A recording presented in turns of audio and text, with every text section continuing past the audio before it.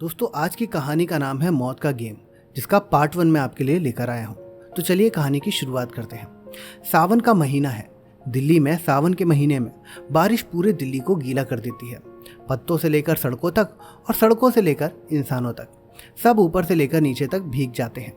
कुछ देर बाद बारिश पूरी तरह रुक जाती है। वैसे तो बारिश कब की थम चुकी थी, लेकिन मैंने अपना प्लास्टिक का रेनकोट उतारने की जहमत नहीं उठाई।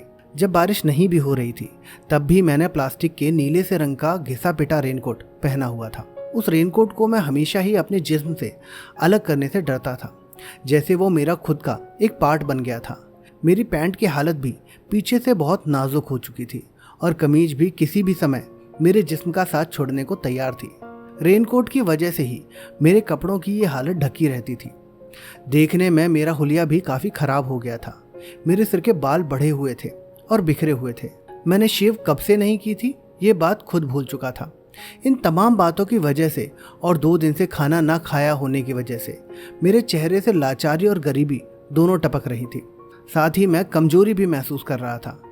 मेरे चेहरे पर लगा चश्मा बार बार अपने स्थान से सरक कर नाक पर पहुंच जाता था, जिसे मैं बार बार अपनी दाईं उंगली से ठीक कर रहा था। मैं अभी भी दिल्ली के कश्मीरी गेट बस टर्मिनल की लॉबी में एक बेंच पर बैठा था और अपने भूख और कमजोरी से खत्म हो चुके दिमाग से कोई ऐसी तरकीब खोज निकालने की कोशिश कर रहा था जिससे मुझे खाना भी हासिल हो जाए और मुझे कोई अपराध भी ना करना पड़े।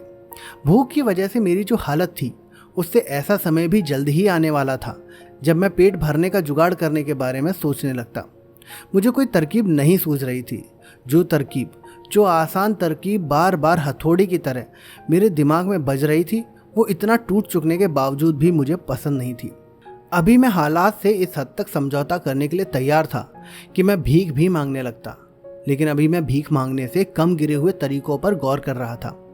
तभी एक सूट बूट धारी इंसान मेरे सामने से गुजरा। उसने गुजरते समय सिगरेट का एक टुकड़ा नीचे फेंक दिया। वो टुकड़ा पूरी सिगरेट के 1/3 से भी ज़्यादा था। मैंने जब ये देखा तो मैंने उस सिगरेट को देख अपने होठों पर जुबान फेरी।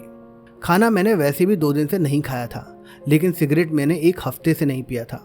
लेकिन भीड़ भाड़ काफ़ी होने की वजह से मैं यूं झिझकता हुआ सिगरेट उठाने के लिए नीचे झुका, जैसे अभी कोई मुझे किसी दूसरे की सिगरेट उठाने के अपराध में गिरफ्तार कर लेगा। तभी मेरा चश्मा मेरे नाक से ढलक कर नीचे आ गया। तभी मेरे मुंह से एक सिसकारी निकली और मैंने जल्दी से चश्मा उठा लिया। भगवान की दुआ से मेरा चश्मा सही सलामत था।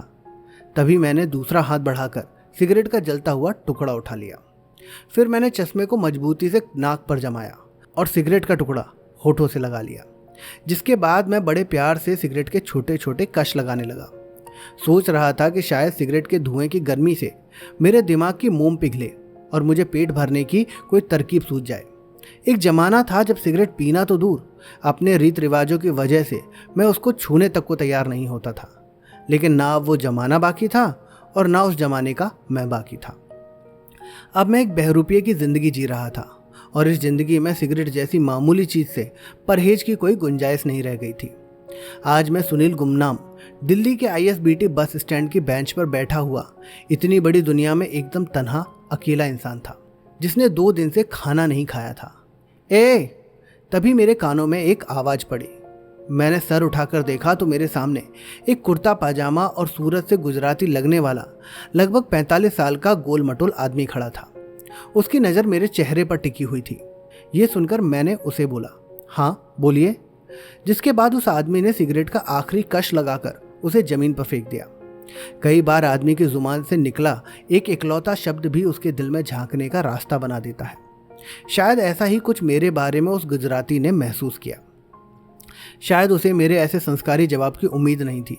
वैसे भी आजकल दिल्ली में भला कौन तेरी माँ की और तेरी बहन की से कम बात करता है, लेकिन मैंने अगर उसकी के बदले में क्या बोल गाली देकर कहा होता तो सारा सिलसिला वहीं खत्म हो जाता। लेकिन मेरा ये जवाब सुनकर उसके चेहरे पर थोड़ी नरमी आ गई। उसने मुझसे पूछा, कौन हो तुम? जिस पर मैंने उसे बोला, भूखा हूँ जनाब। जिस पर उस गुजराती आदमी ने दोबारा सवाल किया, मैंने तुमसे ये नहीं पूछा है। जिस पर मैंने फिर से उसे बोला, मैं इस समय आपको अपना इससे बेहतर नाम नहीं बता सकता। जिस पर उस गुजराती आदमी ने दोबारा मुझसे पूछा, मेरा मतलब है कोई काम धाम करते हो?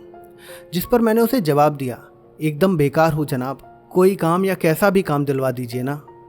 जिसके बाद वो आदमी कुछ देर तक मुझे घूरता रहा और फिर बोला, 2000 रुपये कमाना चाहते हो? ये सुनकर मेरा दिल उछलने लगा। अपने सामने खड़ा आदमी मुझे 2000 रुपये देना चाहता है।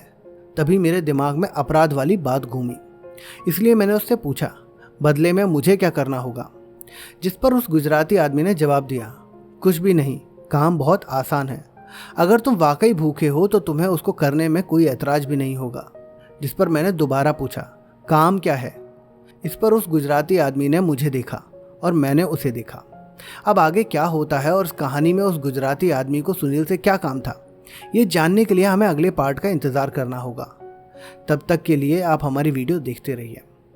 और दोस्तों, आज की कहानी से हमें यह पता चलता है कि इंसान अपनी भूख के लिए किसी भी हद तक जाने को तैयार हो जाता है। और वैसे भी रोटियां उनकी थालियों से कूड़े तक चली जाती हैं जिन्हें पता नहीं होता कि भूख क्या होती है। तो खाने की हमेशा कद्र करें। मैं उम्मीद करता हूं कि आपको हमारा आज का सुविचार पसंद आया होगा। तो आप अपनी राय कमेंट बॉक्स में ज़रूर लिखें। वीडियो पसंद आई है तो वीडियो को लाइक करें, अपने दोस्तों के साथ शेयर करें। ऐसे ही और स्टोरी सुनने के लिए आप हमारे चैनल सुविचार कहानियाँ को सब्सक्राइब ज़रूर कर लें। चलिए मिलते हैं आपसे अगले वीडियो में। चलिए अब मैं आपसे विदा लेता हूँ। मिलूंगा एक और नए सुविचार के साथ।